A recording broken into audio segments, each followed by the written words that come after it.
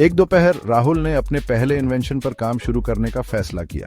वो एक ऐसी मशीन बनाना चाहता था जो अपने आप उसके गंदे कमरे को ऑर्गेनाइज कर दे। ये मेरा मास्टरपीस होगा। उसने सोचा। उसकी आंखें एक्साइटमेंट से चमक रही थीं। उसने घर से हर तरह की चीजें इकट्ठा कर ली, पुराने कार्डबोर्ड बॉक्सेस, रंग बिरंगे तार, बोतल के ढक्कन और यहाँ तक कि अपनी मम्मी की टूटी हुई अलार्म क्लॉक भी। प्रिया ने उसके कमरे में झांका।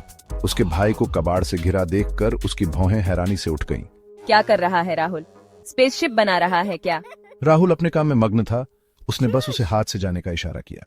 जाओ प्रिया, दिख नहीं रहा है मैं सीरियस काम में बिजी हूँ।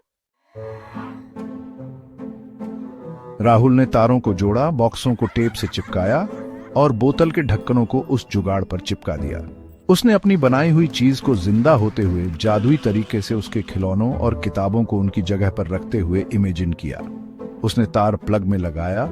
उसका दिल जोरों से धड़क रहा था। अचानक एक जोरदार पियोप की आवाज आई। उसकी मशीन पर लगी अलार्म क्लॉक पागलों की तरह बजने लगी और कार्डबोर्ड के बॉक्स गिर गए। रंग बिरंगे बटन और कागज के टुकड़े पूरे कमरे में फैल गए। राहुल, वो क्या धमाका था?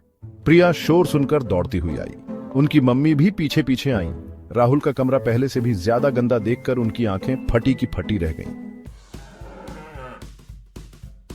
राहुल, ये तूने क्या किया? उसकी मम्मी अपना सर पकड़कर बोली। प्रिया राहुल के कालिक से ढके चेहरे की तरफ इशारा करते हुए जोर से हंसने लगी। परेशान होने के बजाय राहुल को भी हंसी आने लगी। उसने कमरे में चारों तरफ देखा और फिर अपनी मम्मी की तरफ देखा। मम्मी, एक्सपेरिमेंट प्लान के हिसाब से नहीं हुआ।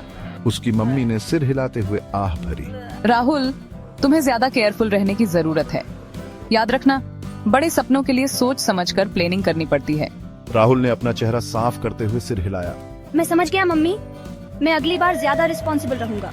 वो जानता था कि साइंटिस्ट बनने का उसका सपना आसान नहीं होगा।